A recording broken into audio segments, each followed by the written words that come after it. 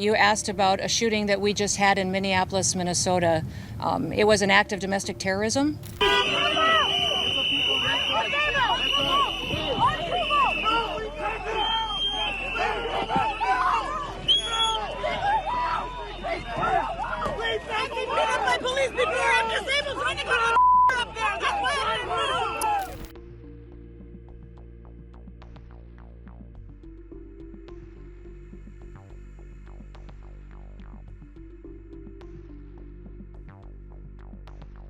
You can say, it's a great bust and it's, a couple $1 million worth of narcotics, but really what that is it's saving those young kids who have addictions. So it's a big deal to get 1,000 pounds off the street. The streets of Minneapolis that morning were locked in a frozen stillness so heavy it felt artificial. At just before 5 a.m., with temperatures hovering near 25 degrees below zero, the sidewalks were empty, the traffic lights blinking over streets with no cars, no voices, no movement. In neighborhoods already strained by months of protests, immigration clashes, and rising federal enforcement fears, the silence wasn't peaceful. It was loaded. Behind that silence, a federal operation was already in motion. Unmarked vehicles, which I could see, and some of them had masked agents in them, started moving quickly up the street. According to federal sources, more than 250 agents had been staged across multiple locations. Armored SUVs rolled into position in waves, headlights cut blocks away. Teams from the FBI, ICE, and federal inspectors moved with synchronized timing, body armor on, ballistic shields ready, radios crackling with coded commands. This wasn't a standard warrant service. Residents sleeping inside their homes had no idea that a federal strike map was lighting up in real time. Court-approved warrants, sealed indictments, tactical teams positioned by street, by entrance, by floor. The operation had been rehearsed, timed, and layered because what investigators believed they were about to uncover wasn't small-time crime. According to sources familiar with the planning, this was expected to expose a multi-year network tied to drugs, money laundering, and systemic corruption operating in plain sight. The FBI revealed today that 33 people have now been charged, 30 taken into custody, all of it following a very visible raid just before 11 a.m. today. Dozens of FBI agents descending on a home here along Weymouth Street in Kensington. Just before 11 a.m., the silence was shattered. Breach teams hit reinforced doors. Flashbangs echoed through hallways. False walls were ripped open. What looked like a residential mansion transformed instantly into something else entirely. In one guest bedroom, agents allegedly discovered 900 kilograms of narcotics stacked with military precision. Not hidden in panic, not sloppy, labeled, wrapped, logged. In the basement, investigators say they found another 1.4 tons of heroin and synthetic compounds. Alongside it sat vacuum-sealed stacks of cash, brick by brick, estimated at $74 million in immediate currency. That alone would have been a career-defining seizure for any federal task force. But that was only the surface layer. Federal thermal drones had already flagged heat anomalies beneath the property. When agents removed snow and broke through reinforced floor panels, they reportedly uncovered a hydraulic lift system. With the press of a control, a section of the floor slid open. What investigators describe next sounds less like a home and more like a covert logistics hub. A fully lit, ventilated, industrial-grade underground tunnel system appeared, complete with conveyor belts, power lines, and climate control. Built to move weight, built to move volume, built to move product. According to court filings, this was not just a stash house. It was a command center. Financial records recovered at the property allegedly showed more than $417 million in international money transfers linked to entities across Europe, the Middle East, and East Asia. Investigators identified a senior judicial figure, Judge Duale, as a central node.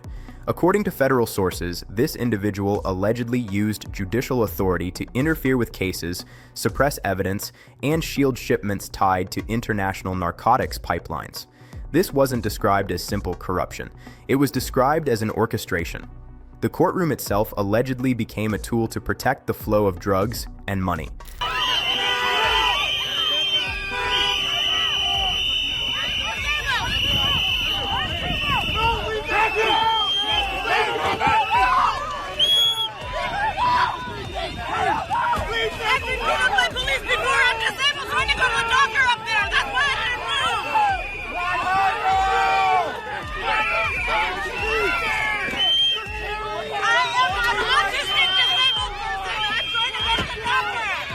I'd like to know where they've been and why they're not out on the streets investigating all of these people that are harassing and inciting violence on law enforcement officers right now.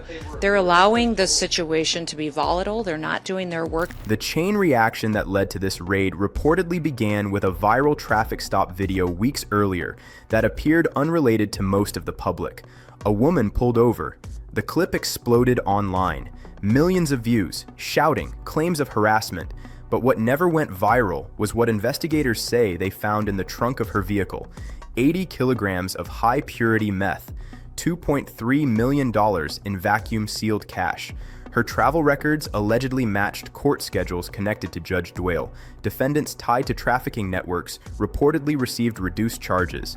Evidence allegedly vanished. Sentences allegedly softened. Federal prosecutors described it not as a coincidence, but as facilitation. Not just turning a blind eye, but using legal authority as a shield for criminal logistics. And they're going to stop pouring guns and chemicals and drugs into our communities, and our children are safer today. Within hours of the mansion breach, agents pivoted to the second spine of the operation, the port. Over 200 agents redeployed to custom zones, bonded warehouses, and waterline interception points. Armed resistance was reportedly encountered and quickly neutralized. One bonded warehouse listed as cold storage for produce revealed a staggering discovery. Investigators say they found 1.1 tons of heroin and 800 kilograms of fentanyl hidden behind legitimate freight. Industrial drums of synthetic compounds lined the walls. Not consumer-level drugs, but bulk manufacturing materials. Financial audits tied to the port allegedly identified 12 officials who used legitimate credentials to move shipments through security layers. Monthly payoffs ranged from $280,000 to $1.4 million per official, according to filings. Even as teams locked down the docks, the network allegedly attempted one final move. A tugboat reportedly tried to leave with 420 kilograms of high-value narcotics on board. Federal interceptors blocked it within minutes. By noon, investigators say the mansion, tunnel, and port were fully secured. But that was only half the story, because while agents were ripping open tunnels and seizing tons of narcotics, another system was being exposed, one that didn't look criminal at all on the surface. According to federal filings, a state lawmaker, Yasmin Farah, had allegedly been operating what investigators described as a multi-billion-dollar welfare fraud network in parallel. On the surface, she was a success story, a rising political figure, a community favorite, a symbol of resilience and progress. But behind the scenes, investigators allege she was effectively coordinating a $19 billion ghost operation. The network ran on three pillars: ghost patients, fake clinics, and political insulation. Over 3 years, filings allege the operation siphoned close to 20% of the state's entire welfare budget. That is not accounting error territory. That is structural exploitation. Hidden counting rooms were allegedly found behind false walls, encrypted ledgers, offshore accounts, financial corridors connecting East Africa and the Middle East. Investigators seized over $312 million in cash and assets, but documents suggest that was only a fraction of the total moved through the system. One facility, publicly listed as a community wellness clinic, became a centerpiece of the investigation. On paper, it billed Medicaid for 5,000 patient visits per week. Trauma therapy, autism services, counseling. On paper, it looked like a lifeline.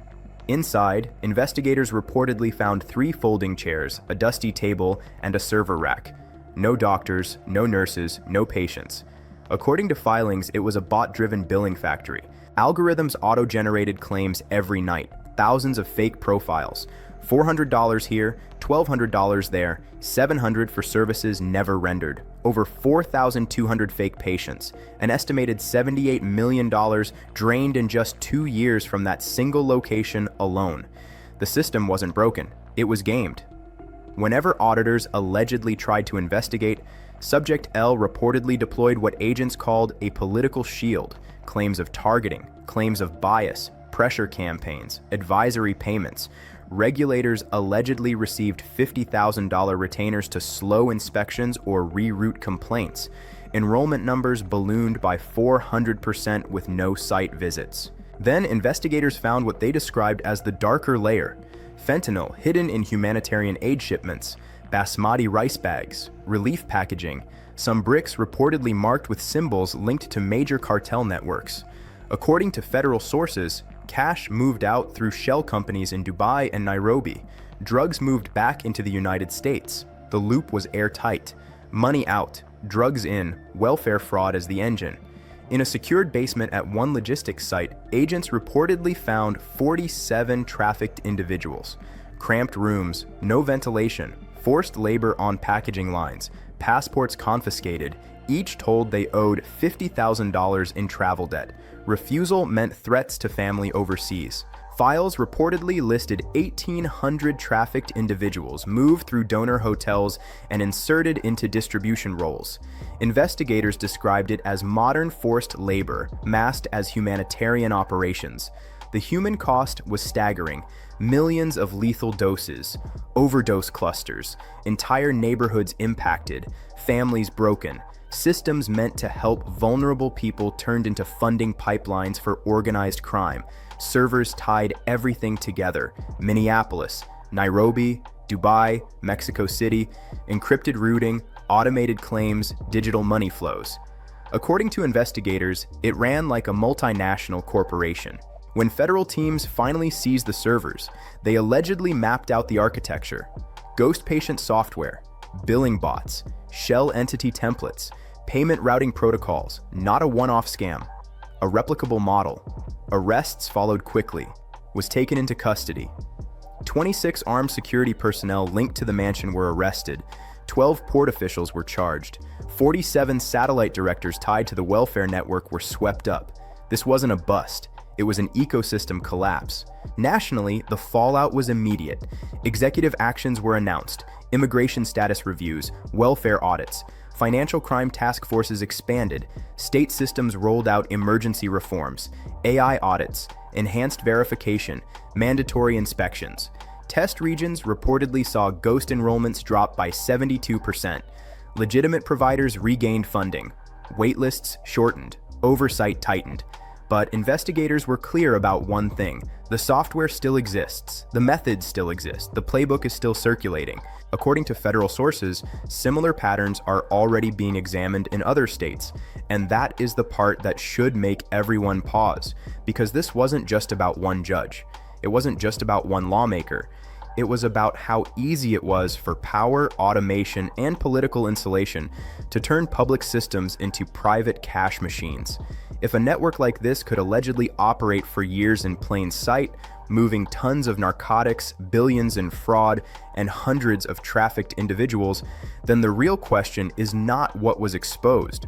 The real question is how many more are still hidden and who is next.